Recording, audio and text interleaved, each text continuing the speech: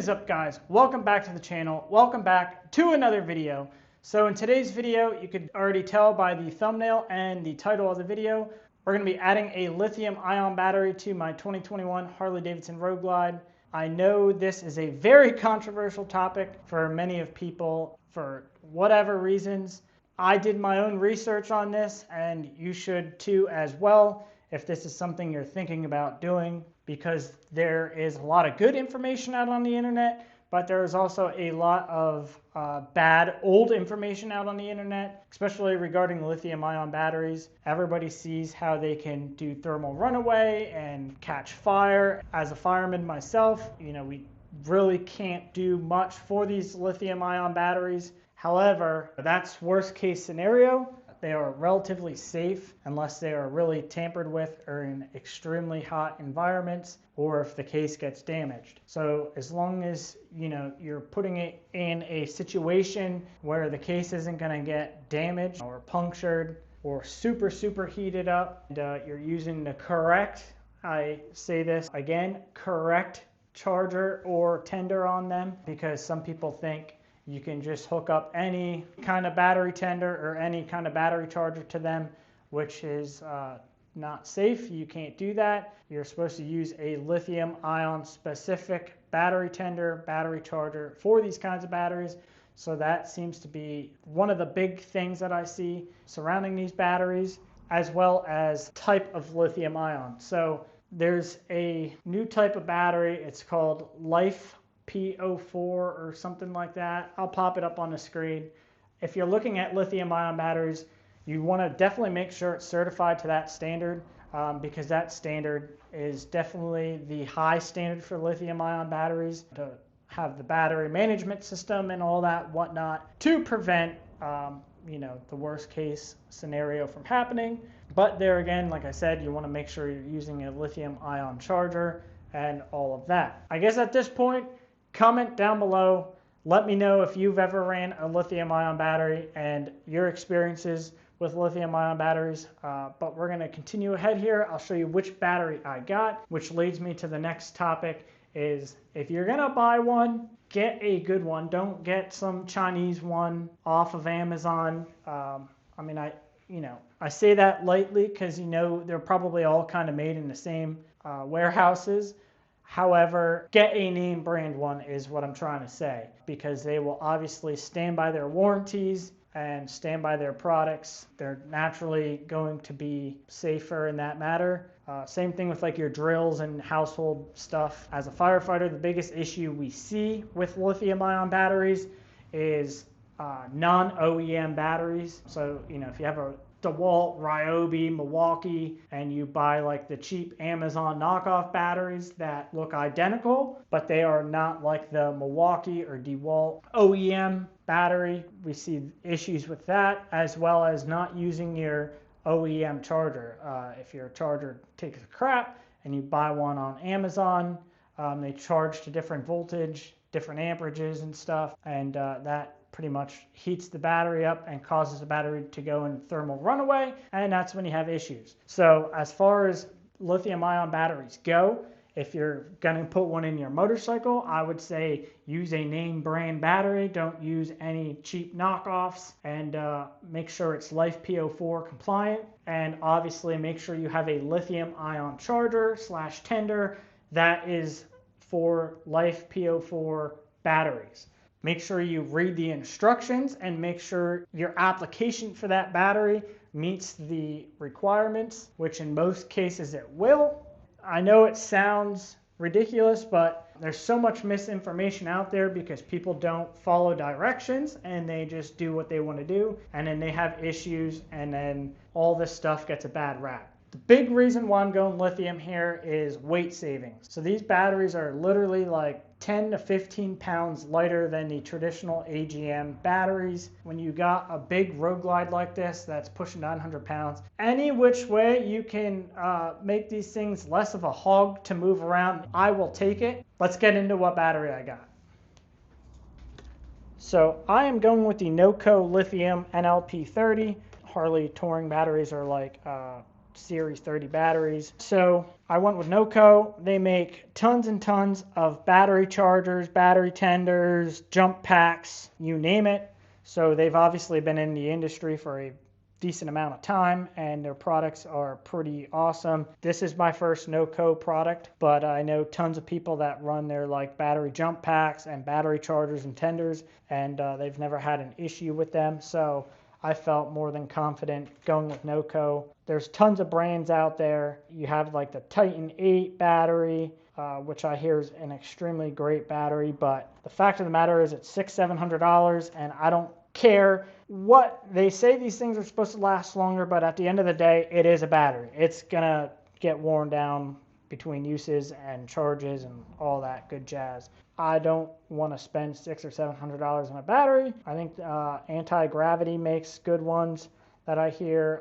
There again, those are like $450-ish, and I'm not spending $450 on a battery. That being said, there obviously are cheaper lithium-ion options around like the 100 mark, but there again, that goes back to name brand. A lot of those aren't name brands, so I don't personally feel comfortable using those. So this battery comes in right now. It's on sale on Amazon for $200, which is right around where the stock AGM battery costs from Harley. I think it's like $219 or whatnot. So I feel comfortable spending that on this, and we're gonna experiment. It'll be my first go around with using a lithium battery in the bike, but we'll see what happens. I'm not gonna really show you the in-depth process to install this in the bike because it's pretty simple. So back here at the workbench, as you can see, I got my stock battery out. This thing is super heavy. Like, I can't even barely pick it up with one hand. You can see it's original from 2021. This battery's, coming up on 5 years, or I think by the code, it's probably February. It is 5 years old. I haven't had necessarily any issues. Has been starting to crank a little slow, even with being on the tender. And the way these batteries are, they the Harley batteries specifically, like sometimes you don't notice anything, and then when they're dead. Like you can't even jump them sometimes. So I'm just trying to get ahead of it. Figured why not try the lithium out. As you can see, they're like pretty much the same size. This one's super light. We can go weigh it now, actually. Zeroed out on the scale. So like right there, sub 5 pounds, 4.81. And this one, believe it or not, yeah, it overweight basically is what it's saying. So, Jesus.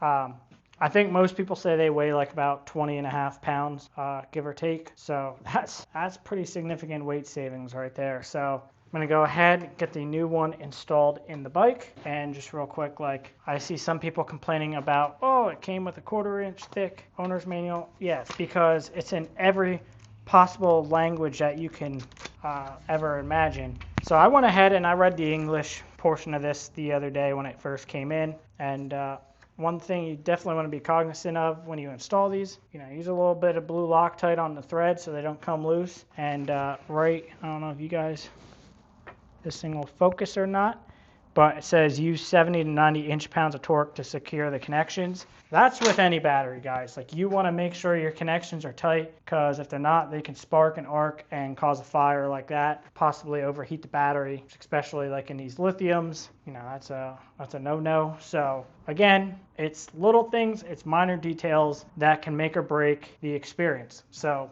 definitely go do that. And then as you see, charge before use. As with any battery, they when they get manufactured, they're gonna lose a little bit of charge regardless. So definitely always wanna, when you get a new battery, charge them up good. As with any battery, you always wanna install the positive post first and then the negative. Other thing to note about this, which is kind of cool, is it has multi positions for post mounting, which is kind of nice. 3 different spots you could use depending on your application. Obviously the Harley ones will just go right up top, but pretty cool nonetheless. So I'm gonna get this thrown in and catch up. I also just want to add one more thing. So when I laid the battery down in there, the battery fit pretty perfectly as far as height and everything. There was a little bit of movement front to back, and that's another big no-no for using any type of battery, let alone lithium. So the foam spacer that came with the packaging, I kind of wedged the fat part down in the front, down below that front bracket for the plastic tray, and that took all the slop out of the battery. So that would be like another no-no to not have when you're installing a lithium battery. Definitely want to make sure you do that and make sure the battery's not slopping around in there, but just something worth noting. So I went ahead, threw the battery in, and this one I can't really get to the terminals. So what I did was I kind of put everything on before I laid the plastic tray back down. I put blue Loctite on the screws, and like I said, the owner's manual or the instruction manual for the battery said 70 to 90 inch-pounds. I did 82 inch-pounds on each terminal, so those are all torqued down. I went ahead, just put my main fuse back in, which is something I left out earlier. You should always pull that before you do anything. I went ahead and I have one of these smart tenders here, so I can do lead acid or the lithium, and then like I said, like right there, the Life PO4. So I went ahead, switched that over. Right now, before I put everything back together, obviously I want to make sure it works. So as you saw on the battery, it says please charge before use. So I have it just hooked up to the tender, and as you can tell there, it is charging. So we're gonna let that charge before I start putting that back together, just in case, God forbid, I got a bad battery or something. Don't want to have to rip all this back apart again. Catch up with you guys in a little bit. Alrighty guys, so it is 3 hours later and the battery is now fully charged, as you can see on my tender there. So it took about an hour and a half for the battery to go from the charging state to the flashing state, which is about like 80%. And then it took like another hour on the flashing rate or so to get it fully charged. So that is the #1 issue most people have with putting lithium batteries in the bikes and having them fail or not work, is because you really need to give it a full good first charge. So now that that's done, we're gonna fire it up, make sure we're good to go, and no issues.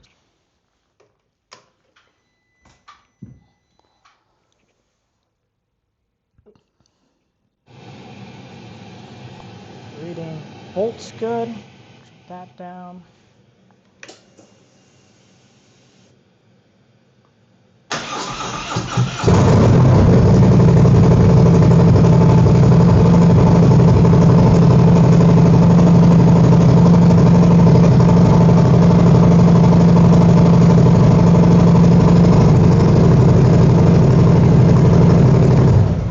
Now, I have a check engine light, but I'm not worried about that. Honestly, probably because I didn't pull the main fuse right away when I was going to disconnect the battery and whatnot. So pretty sure it just threw a code for that. So I'm going to check that here and erase it. But it's one of those things, always just pull your main fuse right away. Real quick, I just wanted to talk about, so obviously both batteries are 12 volt. This one has 405 cold cranking amps and then 28 amp hours. For this one is obviously 12 volt, 700 amps. I don't know why. Some batteries just don't list cold cranking amps for whatever reason. And then this is 8 amp hours, which obviously is a big difference. However, I don't necessarily know the reason behind it, but the way lithium ion stores energy is different. So just because it's at 8 amp hours, it's like the equivalent to like 32 amp hours compared to like a regular AGM. I got that information off of Noco's website, where it pretty much translates to a 32 amp hour AGM.